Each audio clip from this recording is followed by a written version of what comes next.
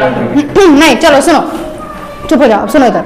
जो हीट है वो एक एनर्जी का फॉर्म है, ठीक है, और एनर्जी जो है क्या उसको हम प्रोड्यूस कर सकते हैं, डिस्ट्रॉय कर सकते हैं, सिर्फ एनर्जी का फॉर्म चेंज होता है, ठीक है।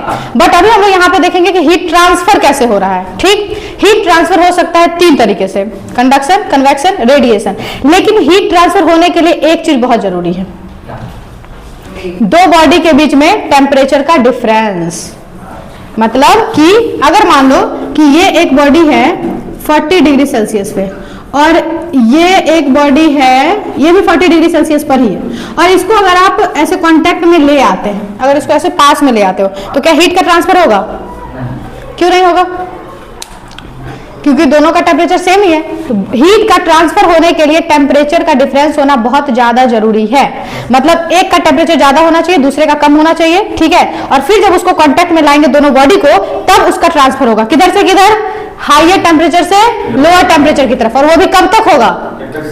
जब तक कि दोनों का टेम्परेचर सेम ना हो जाए। इसी को हम लोग बोलते हैं थर्मल इक्विलिब्रियम, ठीक है, कि जब वो सेम दोनों का टेम्परेचर हो जाता है तो वो इक्विलिब्रियम में आ गया, और वहीं पर जैसे ही बराबर हुआ तो ट्रांसफर होना बंद हो जाएगा। जैसे मान लो कि अगर यहाँ पे था 50 डिग्री सेल्सियस, ठीक है, तो इधर से हीट ट्रांसफर होगा। अगर इसको कांटेक्ट में लाता है तब 50 डिग्री सेल्सियस है और इधर 40 है, तो 50 से जा रहा होगा किधर में? 40 वाले में। कब तक होगा?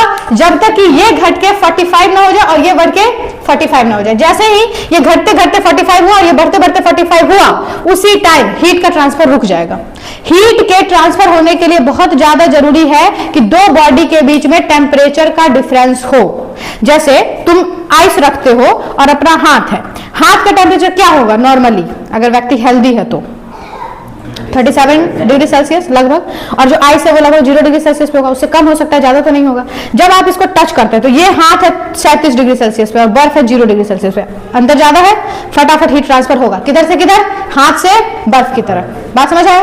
बस वही चीज हम लोग को, एक तो ये जानना था कि हीट का ट्रांसफर क्यों होगा। अब देखेंगे कि किस किस तरीके से हो सकता है। 3 तरह से हीट का ट्रांसफर हो सकता है, कंडक्शन, कन्वेक्शन, रेडिएशन। सबसे पहले समझते हैं कंडक्शन के बारे में, ठीक है। तो देखो एग्जांपल से समझेंगे कि अगर एक ऐसा कोई लोहा है, ठीक है, या फिर ऐसे एज्यूम करो कि बर्तन है जिसमें खाना पक रहा है, ठीक, और इस बर्तन में ना तुम यहाँ पे कुछ भी पका रहे थे और यहाँ पर ऐसे तुम रखे हुए थे चम्मच बड़ा सा, ठीक। अब सुनो ध्यान से, जब आप इसको हीट कर रहे हैं, ये थोड़ा और पास ले आते हैं, ऐसा चम्मच जैसा दिख तो नहीं रहा है लेकिन एज्यूम कर लो चम्मच ही है, ठीक है, या हम जब खाना पका रहे होते हैं, तो आप हीट किसको कर रहे हैं? इस वाले बर्तन को। लेकिन क्या उस बर्तन पे जो तुम करछुल रख देते हो, ठीक है, क्या वो गर्म नहीं होता है? धीरे धीरे कुछ टाइम के बाद वो भी गर्म हो जाता है। लेकिन हम लोग जो ये स्पून था उसको तो गर्म कर नहीं रहे थे, गर्म किसको कर रहे थे? उस बर्तन को। लेकिन ये बर्तन गर्म हुआ और धीरे धीरे ट्रांसफर हो गया कहां तक? उस स्पून तक। हम लोग को अभी यही जानना है कि ये कैसे हो रहा है, ठीक है। या फिर तुम ऐसे एज्यूम करो कि ये भी नहीं है, यहाँ पर एक आयरन का रॉड है और यहां से तुम हीट करना स्टार्ट करते हो इस रॉड को, तो रॉड का ये वाला हिस्सा गर्म होना चाहिए था। कुछ टाइम तक आप इसको हीट करेंगे, उसके बाद आप यहां छूकर देखेंगे तो ये हिस्सा भी गर्म होगा। ऐसा कैसे हो पाया? तो देखो इसके अंदर कोई भी मैटर बना होता है किस चीज से? छोटे छोटे एटम से, ठीक है। अब क्या होगा कि ध्यान से सुनो, जब कोई भी एटम ऐसे मूव कर रहा होता है, मोशन में होता है, उसके अंदर कौन सा एनर्जी होता है? Kinetic energy. जब भी कोई बॉडी ऐसे मोशन में है तो उसके अंदर एनर्जी होगा काइनेटिक, रुका हुआ है तो पोटेंशियल। तो अब जैसे आप इसको हीट किए तो ये वाला बॉडी क्या करेगा? रुका हुआ रहेगा। हीट करेंगे किसी भी चीज को तो रुका हुआ रहेगा, उसे मोशन होगा ना। जैसे ही मोशन होगा, इस पार्टिकल पे आप दिए हीट एनर्जी और ये पार्टिकल क्या करने लगा? मोशन करने लगा, मतलब उसमें कौन सा एनर्जी आया? Kinetic energy. अब तुम ही बताओ कि एक ऑब्जेक्ट, एक एटम यहां पर और दूसरा एटम यहां पर एकदम पास पास में, जब ये वाइब्रेट करेगा तो क्या इसको ये डिस्टर्ब नहीं होगा? ये इसका वाइब्रेशन पहुंचेगा इसके पास। जैसे तुम खुद ही सोच लो कि ऐसे 5 लड़का को यहाँ पे खड़ा कर देंगे, ठीक है, और जो पहला वाला लड़का है उसको ऐसे वाइब्रेट करवा देंगे, तो जो बाकी 4 है क्या उस पर कोई प्रभाव नहीं पड़ेगा? एकदम पास पास में खड़ा है, क्योंकि जो सॉलिड के अंदर जो एटम्स होते हैं वो एकदम पास पास में होते हैं। तो पहला वाला वाइब्रेट करेगा, दूसरे को डिस्टर्ब करेगा, दूसरा भी क्या करने लगेगा, वाइब्रेट। फिर इसका वाइब्रेशन इसको टच करेगा, ये भी वाइब्रेट करेगा। मतलब ये जब वाइब्रेट करा तो इसके पास कौन सा एनर्जी, काइनेटिक एनर्जी। कहां से आया, ये जो हीट एनर्जी गया ये कन्वर्ट हो गया किसमें, काइनेटिक एनर्जी में। फिर ये काइनेटिक एनर्जी इसको वाइब्रेट कर करके इसको मूव करवाया, फिर इसके पास काइनेटिक एनर्जी गया, फिर ये मूव कर करके इसके पास, मतलब ऐसे काइनेटिक एनर्जी यहां से पूरा ट्रांसफर हो गया यहां तक। बात समझ में आ रहा है, यहां पर एनर्जी का ट्रांसफर हुआ है, लेकिन क्या ये वाला जो एटम था ये खुद उठ के यहां पे पहुंचाया है, ये बस अपने ही जगह पे ऐसे वाइब्रेट करा है और ये एनर्जी ट्रांसफर होता गया है आगे आगे तक। बात समझ में आया, नहीं तो ऐसे जूम करो, यहाँ पर एक बॉल ऐसे लटका हुआ है, यहाँ बॉल है, ऐसे 5-6 बॉल को पूरा पास पास में सटा के ऊपर रस्सी से बांधे हुए हैं, और ये जो पहला वाला बॉल था उसको ऐसे ऊपर ऐसे करके ऐसे वाइब्रेट कर देते हैं, तो बाकी सब भी ऐसे ऐसे मोशन करने लगेगा, होगा। बस यही बात होता है कंडक्शन में। कंडक्शन जो प्रोसेस है उसमें हीट का ट्रांसफर इसी तरीके से हो रहा है। बस आप इस हिस्से को गर्म करें, यहाँ का जो एटम था वो वाइब्रेट किया, काइनेटिक एनर्जी इसको ट्रांसफर किया, फिर यहाँ अंतिम वाले छोर तक एनर्जी का ट्रांसफर हो गया, और ये वाला हिस्सा भी क्या हो जाएगा, गर्म हो जाएगा। इसी प्रोसेस को कहा जाता है कंडक्शन। ठीक है, कंडक्शन जो है वो किसमें होगा, सॉलिड्स में ही हो सकता है, और इसमें ये वाला जो प्रोसेस है ये स्लो प्रोसेस है। ऐसा नहीं होगा कि आप इसको हीट करेंगे और ये वाला हिस्सा तुरंत गर्म हो जाएगा, ये एक स्लो प्रोसेस है। ठीक, और एक और चीज कि इसमें पार्टिकल खुद मूव नहीं कर रहा है, इसमें पार्टिकल सिर्फ और सिर्फ क्या करता है, वाइब्रेट करता है, वाइब्रेशन से आगे एनर्जी पहुंच रहा है। बात समझ में आया। और इसका एग्जाम्पल क्या हो जाएगा, आप जैसे बर्तन को चढ़ाते हैं उसके ऊपर, स्टोव के ऊपर, तो उसका सिर्फ पेन भी गर्म नहीं होता है, ऐसे पूरा बॉडी उसका गर्म हो जाता है। उसके उस पे अगर आप कुछ और बर्तन रख दिए दूसरा वाला भी गर्म हो जाएगा। किस प्रोसेस से, कंडक्शन से। समझ में आ गया।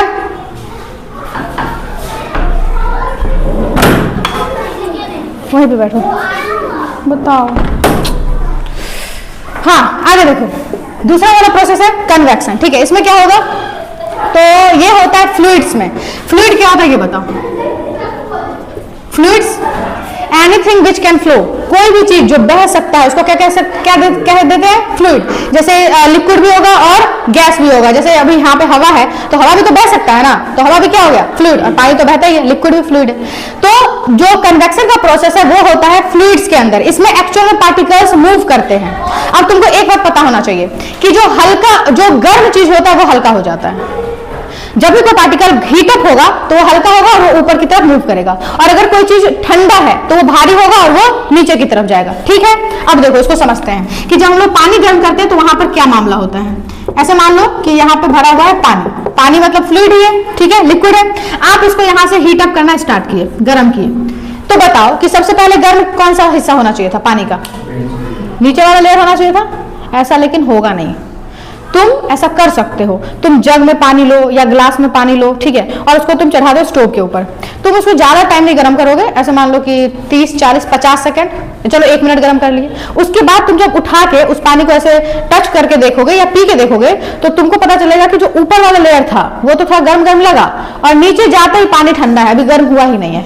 ये जादू कैसे हो गया, पानी तो पहले नीचे वाला गर्म होना चाहिए था लेकिन हो गया ऊपर वाला। कन्वेक्शन इसी तरीके से होता है। कैसे हुआ वो सुनो। देखो, जब यहाँ पे हीट गया, ठीक है, तो ये वाला हिस्सा गर्म हुआ, ठीक है, और इसके आसपास में जो पार्टिकल होगा वो गर्म हुआ होगा, पानी का जो पार्टिकल होगा वो गर्म हुआ, और जैसे पार्टिकल गर्म होगा तो क्या हो जाएगा, वो हल्का, और हल्का चीज कहा जाता है ऊपर।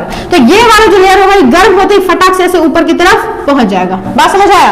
और तुम ऐसे समझो कि ये है पानी, ध्यान से सुनो, पानी यहाँ पे बहुत सारा पानी का लेयर है, लेयर पानी का नहीं, पानी के अंदर जो एटम है उसका लेयर है, ठीक है। ये नीचे वाला हिस्सा गर्म होते ही ऐसे ऊपर चला गया, ठीक है, तो इसके ऊपर जो पानी था ये जब निकलेगा तो ये तो नीचे चला जाएगा, होगा ना।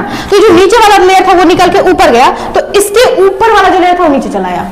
बात समझ आ रहा है कि जो सबसे पेंदी वाला लेयर था एकदम नीचे वाला, वो पहले गर्म हुआ, गर्म होने के बाद हल्का हुआ पार्टिकल, और फिर कहां गया, ऊपर गया, ठीक, और फिर जो ऊपर वाला पार्टिकल था वो नीचे आ गया। अब क्या होगा, फिर नीचे वाला पार्टिकल गर्म होगा, फिर ऊपर जाएगा।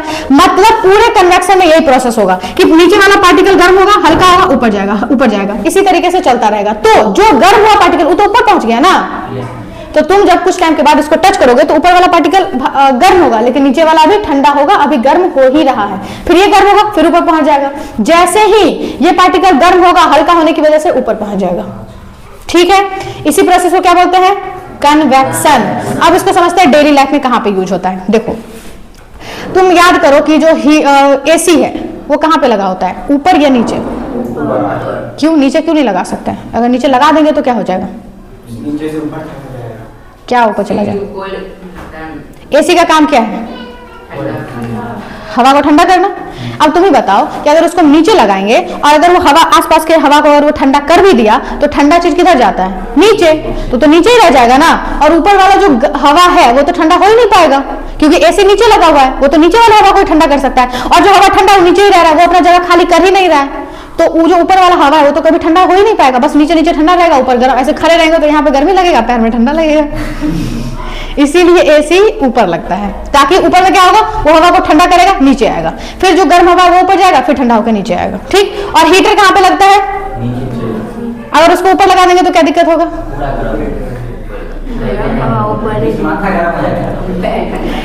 उससे क्या होगा देखो बताते हैं क्यों लगाया जाता है नीचे में। जब आप नीचे में लगाए तो जो नीचे का ठंडा हवा था उसको गर्म किया, और गर्म हवा कहां चला जाता है? ऊपर।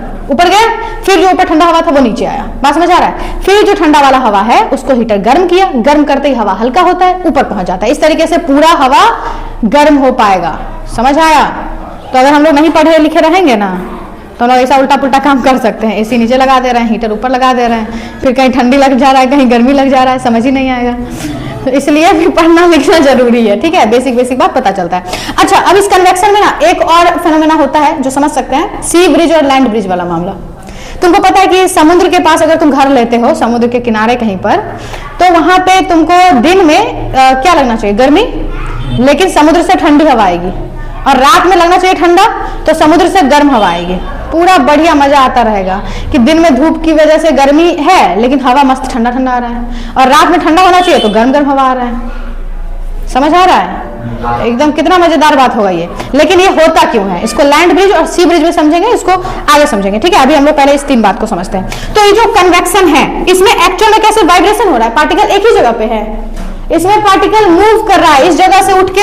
जैसे ये पार्टिकल अगर गर्म हुआ तो ये उठ के ऊपर जा रहा है। तुम देखते हो पानी को गर्म करते हैं तो तुम लगातार देखोगे मोशन हो रहा है, नीचे से पानी पार्टिकल तुमको आता हुआ दिखेगा।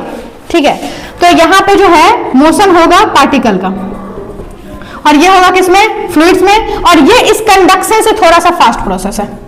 बात समझ में आ रहा है?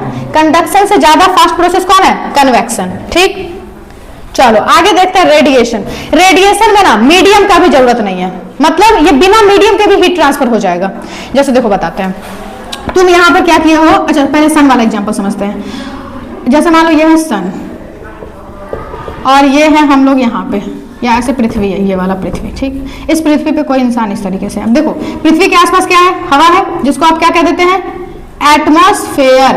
हवा का जो लेयर है उसको क्या बोलते हैं? एटमॉस्फेयर। अब देखो सन से जो हीट सन का जो हीट आ रहा है सनलाइट के फॉर्म में, वो यहां से भी तो ट्रैवल करके यहां तक पहुंच रहा है। इस वाले हिस्से को क्या बोलते हैं? ये स्पेस है। देखो पृथ्वी से थोड़ा आगे जैसे गए, ये अर्थ है अपना, अगर अर्थ से थोड़ा ऊपर गए तो ये एटमॉस्फेयर था, यहां पर तो हवा था, लेकिन एटमॉस्फेयर भी तो खत्म हो जाता है। यहां पर के बाद हवा भी नहीं है, यहाँ पे कुछ भी नहीं है, पूरा खाली है, फिर भी हीट ट्रांसफर हो रहा है, हीट आगे की तरफ आ रहा है। बात समझ आ रहा है? तो जो रेडिएशन वाला प्रोसेस है, इसको मीडियम भी नहीं चाहिए, बिना मीडियम के ये ट्रैवल कर सकता है, बिना मीडियम के हीट ट्रांसफर हो सकता है। ठीक, और ये किसमें होगा? सिर्फ और सिर्फ ये किसमें होगा? या तो गैस में होगा या तो वैक्यूम में होगा। वैक्यूम मतलब खाली जगह। ठीक है, तो ये आप करवा सकते हैं गैस या फिर वैक्यूम, और ये सबसे ज्यादा फास्ट प्रोसेस है। ये और कहां पे होता है? तो जैसे तुम यहाँ पे ऐसे है ना, आग लगा के बैठ जाते हो। अरे सुनो यार, इधर ध्यान से, आप यहाँ पे ऐसे पूरा आग लगा दी, लकड़ी से आग लगा दी। ठीक है, ऐसे पूरा जल रहा है, और तुम यहाँ पे ऐसे खड़े हो और यहाँ पे खड़े हो। तुम यहाँ पे खड़े हो, इसके बीच में जो यहाँ से यहाँ तक हीट ट्रांसफर हो रहा है, जैसे मान लो यहाँ पे आग लगा हुआ है, ठीक है, और तुम ऐसे हाथ फैला के खड़े हो, तुम्हारे हाथ पे हीट का कुछ असर होता है ना? तुमको महसूस होता है ना, हीट एनर्जी आ रहा है। किस प्रोसेस से आ रहा है? रेडिएशन हो रहा है। इनफैक्ट हमारे बॉडी से भी कुछ हीट हमेशा रेडिएट करता रहता है, बाहर की तरफ निकलता रहता है। अब देखो एक एग्जांपल से हम लोग पूरा प्रोसेस, तीनों प्रोसेस समझ लेंगे। ठीक है, जैसे मान लो कि इसको मिटा देना।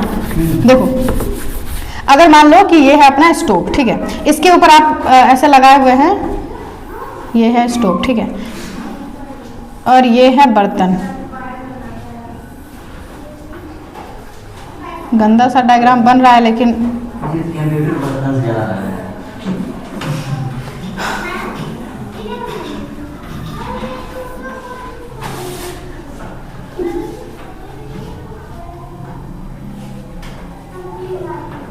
चलो देखो, ये मान लो कि यहाँ से हीट निकल रहा है, ठीक है।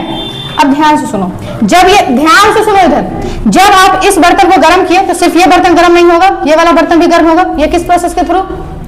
कंडक्शन, कि यहाँ से गर्म हुआ और फिर ये धीरे धीरे यहाँ तक पहुंचा और फिर ये भी गर्म हुआ, या फिर यहाँ और फिर ये गर्म हुआ, तो ये हो गया कंडक्शन, ठीक। अगर तुम इसमें ऐसे मान लो कि पानी वानी कुछ रखे हुए थे, तो ये पानी जो यहाँ तक गर्म हुआ, पूरा पानी जो अंदर का गर्म हुआ, वो कौन सा प्रोसेस है? कन्वेक्शन से। और अगर तुम यहाँ पर खड़े हो और तुमको जो इधर से हीट आ रहा है यहाँ से निकल निकल के आसपास में, ये कौन सा प्रोसेस हो रहा है? रेडिएशन। बात समझ में आया? जैसे यहाँ पे स्टोव है और आप उसमें कोई पतीली रखे हुए और पतीली में पानी डाले हुए, उसमें एक चम्मच भी रख दिया, तो ये जो तुम पतीली को गर्म किया और चम्मच भी गर्म हो गया, ये चम्मच तक जो हीट गया वो कौन सा ट्रांसफर था? कंडक्शन।